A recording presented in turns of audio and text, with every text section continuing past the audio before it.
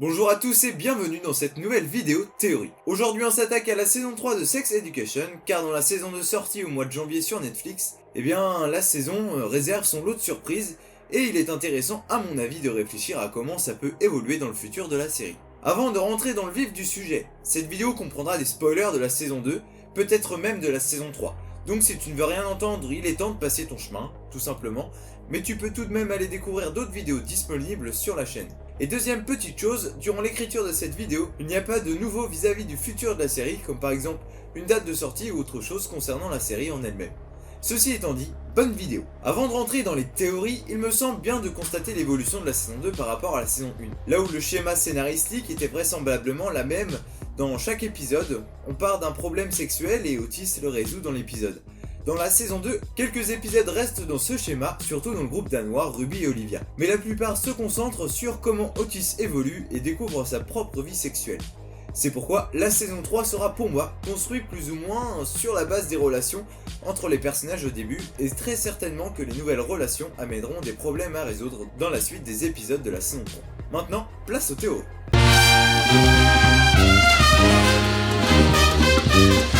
A la fin du dernier épisode de la saison 2, Otis décide de laisser un message à Maeve sur son portable. Mais manque de bol, elle est partie sans son portable s'occuper d'une autre affaire. Et sûrement que la plus grosse bêtise d'Otis a été de parler de ça à Isaac.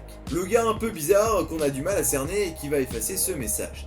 Maeve ne sera donc pas au courant de ce message et gardera en mémoire tous les événements qui se sont passés juste avant, comme la soirée. Et forcément que Isaac en tirera son épingle du jeu, lui qui est clairement attiré par Maeve. Je pense que les deux personnages finiront par énormément se rapprocher, ce qui rendra extrêmement jaloux Otis, qui ne sait toujours pas ce que Isaac a bien pu faire avec le message. Ce comportement de Maeve qui ignora un peu Otis rendra Otis furieux et lui permettra d'évoluer. Ainsi, Otis essaiera de se rapprocher de Maeve, mais plus subtilement. A vrai dire, je ne pense pas que Isaac et Maeve sortiront ensemble, ou alors ils essaieront mais ça ne fonctionnera pas longtemps, car Maeve en passera toujours pour Otis qui va revenir dans sa vie petit à petit. Otis sera entre deux mondes, sa vie amoureuse, mais aussi ce foyer familial qui accueillera quelqu'un de nouveau dans cette saison 3. La saison 3 se clôturera sur le baiser de Otis et de Maeve, après que les deux aient galéré à s'oublier l'un l'autre.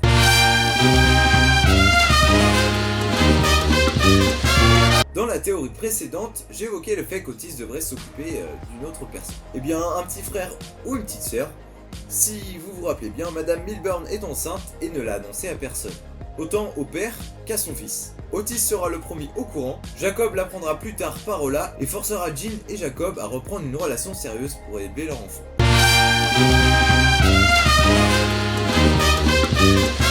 Une des relations dont on se demande comment va-t-elle évoluer est celle entre Eric et Adam.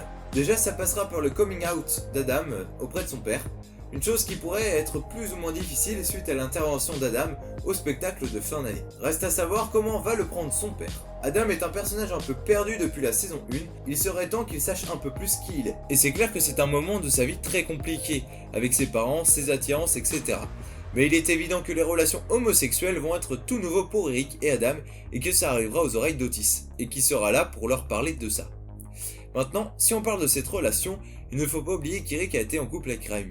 Un personnage qui va sûrement rester dans le coin, car ça m'étonne vraiment qu'il soit introduit dans la saison 2 pour rien. Est-ce que Adam va être finalement attiré sexuellement par Raim, dans le cas où la relation entre Eric et Adam stagne, ou sera-t-il un partenaire de polygamie? Une autre question d'éducation sexuelle que la série n'a pas vraiment traitée.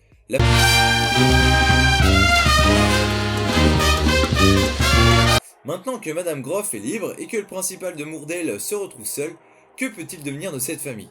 Pour ma part, je vois mal le couple rester séparé très longtemps. Madame Groff va continuer de s'amuser et prendre du temps pour elle, pendant que Monsieur Groff va essayer de comprendre sa femme en prenant des séances avec Jean. De plus, suite au coming out de Adam, je pense que Monsieur Groff va avoir du mal à accepter le choix sexuel de son fils, mais va l'accepter à la fin de la saison 3. Beaucoup de choses vont changer pour cette famille, voilà, reste à voir dans quel cas et comment ça va évoluer dans cette saison 3.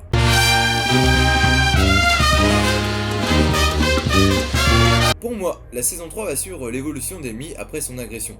À la fin de la saison 2, elle disait être prête pour un câlin, mais je pense qu'elle sera prête petit à petit dans la saison 3. Surtout avec son petit ami qui est très attentif à ce qu'elle demande. Donc oui, Amy va avancer pas à pas dans cette saison 3 et reprendre un petit peu sa vie sexuelle petit à petit. mais ça va être très long je pense, hein. Il y aura pas mal d'épisodes avant que celle-ci soit enfin prête à pouvoir avoir une relation sexuelle avec son copain. Et voilà, vous connaissez mes théories sur la saison 3 de Sex Education. Certains personnages n'ont pas été cités car j'ai du mal à imaginer leur impact sur la saison 3. N'hésite pas à laisser un petit commentaire où tu partages tes théories. Tu peux aussi aller sur mon Instagram pour découvrir plein de critiques. Si tu as aimé la vidéo, tu peux laisser un petit like, partager la vidéo et tu peux t'abonner et activer la cloche. C'était Les Bêtises, à bientôt pour de nouvelles vidéos théories.